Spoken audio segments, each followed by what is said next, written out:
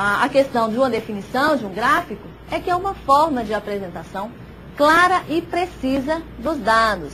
Então, e os gráficos? O que tem a ver com isso? O gráfico é uma representação visual, é uma figura, é uma representação para trabalhar com os dados. No caso, uma figura, de uma planta, é uma representação gráfica de fato. A gente pode chamar assim. E os gráficos também, de certa forma, têm essa finalidade. Facilitar a nossa visualização para conseguirmos atingir o objetivo, que é o quê? Tomada de decisão. Então vamos avançar.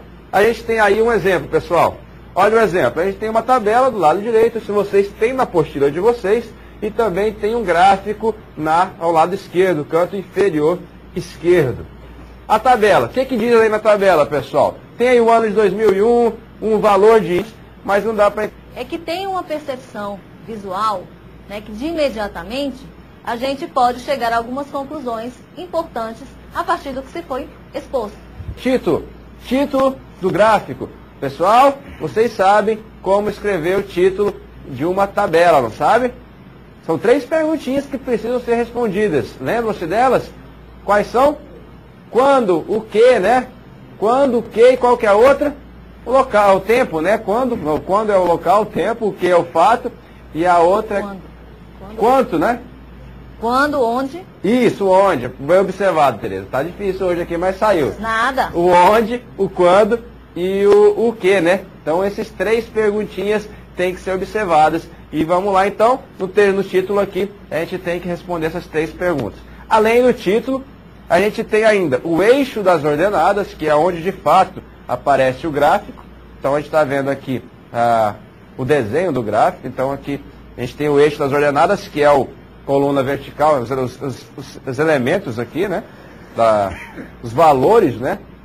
A gente tem o eixo das cartesianas também, né? Tem o eixo das abscissas, o eixo das abscissas está aqui embaixo, do ano, né? De 2001 a 2007.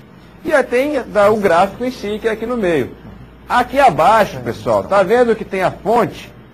Fonte IBGE, ok, a fonte, lembrando que não é um elemento essencial. Então, os gráficos em colunas ou barras vai ser composto por retângulos de larguras iguais e mesma base. Podem ser utilizados para representar qualquer uma das séries estudadas. Né? Isso nós vimos lá na aula de número 2. Podendo ser cronológicas, geográficas, específicas ou de qualidade, e as conjugadas ou mistas que vimos ainda.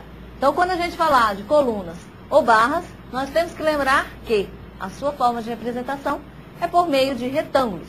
Então, nós vamos definir uma largura ou uma coluna, dependendo se vai ser em barras ou em colunas, esse tipo de gráfico. Então, vai ser a mesma largura ou a mesma altura, dependendo se for, né, se ele for coluna ou se ele for em barras.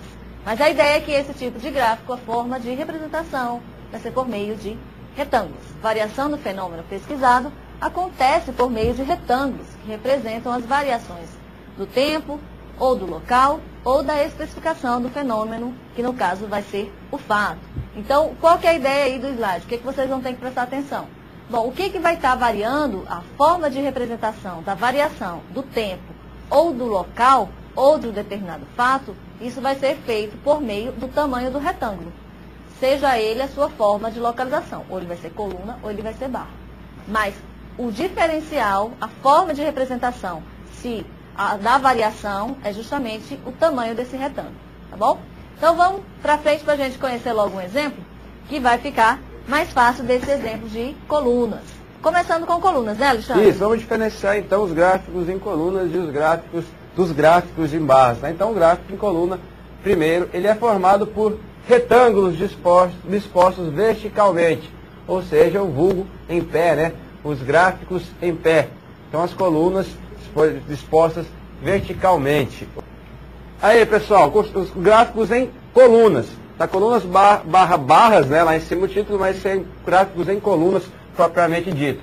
Costuma-se apresentar dados de categoria do tipo outros, mais à direita do eixo das cartesianas.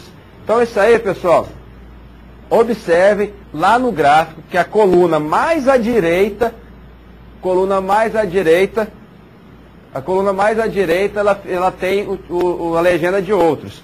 Então, só observando a coluna. A coluna mais à direita é a coluna dos outros, a categoria dos outros. Seria essa coluna aqui menor que tem na apostila de vocês. Verticalmente ou em pé, observe aí que está assim realmente, os retângulos, né? Então, os retângulos estão, de certa forma, em pé no gráfico. E o gráfico em colunas tem essa característica. Os valores estão aqui, né, no eixo aqui, e as classificações das variáveis, são variáveis qualitativas, estão na horizontal. Então tem aqui Chrome, enfim, nomes de navegadores bem conhecidos embaixo aqui. E os valores em porcentagem. Pessoal, em que mostra os gráficos, colunas, barras, mas que a ideia agora é falar sobre o gráfico em barras.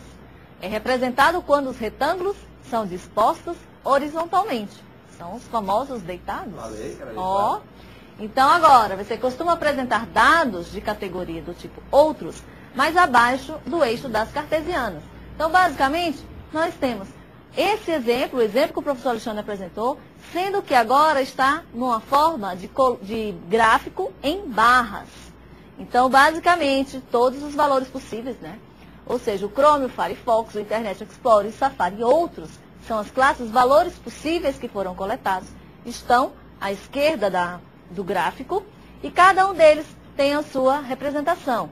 Então, observe, por exemplo, que no caso do Firefox, ele teve um número aproximadamente 22, né? Um pouco mais de 20. No caso do Internet Explorer, quase 70. Então, é aquilo que eu comentei. O tamanho desse retângulo é que vai justamente definir a variabilidade dos valores no caso do gráfico. É importante ressaltar também, no caso do outros, né?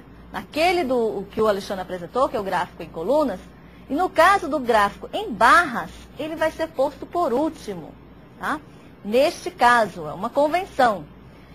Agora, vamos supor que, esses que seriam com maior valor, no caso do Firefox e, por último, o Internet Explorer, seriam os últimos a serem apresentados. Então, a forma da visualização desse gráfico em barras, ele ficaria meio que em escadinha, né? Então, os menores inicialmente e depois os maiores. Facilitaria um pouco o processo aí de verificação de ordem crescente, qual é o navegador mais utilizado, tá? Uma opção. Outra opção, ordenar pela quantidade. Então, eu vou deixar isso o último, tá? O bem mais abaixo. Mais um slide que nós temos é que é só para fazer um fechamento, a questão desses gráficos em colunas e barras, visualizando os dois. Então, nós temos um primeiro momento do lado direito, né, superior, não temos o caso do barras, e o inferior, à esquerda, a questão do colunas. Então, aí vocês podem estar fazendo uma verificação, qual que fica mais expressivo para apresentar, ou colunas ou barras, mas vocês observaram que nesse caso as informações são as mesmas e elas podem ser apresentadas como colunas ou como barras. Tranquilo. Gráficos utilizados para comparar simultaneamente o comportamento de duas ou mais variáveis, ou seja, séries mistas. Pessoal, então esses gráficos em colunas e também os gráficos em barras, os dois gráficos, podem ser utilizados de formatos justapostos, feitos em justaposição, ou seja, uma coluninha do lado da outra, agrupado, porque tem duas variáveis, para fazer uma comparação. Para verificar o que ficar mais fácil a visualização, ficar mais fácil a comparação. Então é importante a gente para ver esse exemplo. Vamos lá. Olha aí, a gente tem então um exemplo, tem na apostila de vocês. Olha o título: percentual de uso dos buscadores de internet entre outubro de 2009 e fevereiro de 2009 no mundo. Então a coluninha em azul, pessoal, coluninha azul é referente ao buscador mais famoso aí, né, que é o Google, buscador mais famoso que vocês conhecem. E a coluninha em vermelho seriam os demais buscadores do mercado, outros buscadores também bem conhecidos. Então dá para observar que as duas colunas, constatamos, né, que o Google, em relação pelo menos aos buscadores, ele é bastante utilizado, é o mais utilizado. E a tendência ali parece que é crescer mais, né? Bom, então o justaposto também pode ter os gráficos de barras, né, Tereza? Google, né, ou outros, essas cores diferentes, funcionam como legendas, né? Sim, já é um autoexplicativo. Tá? Seguindo, então, para a gente fazer um fechamento da questão dessas colunas, barras justapostas,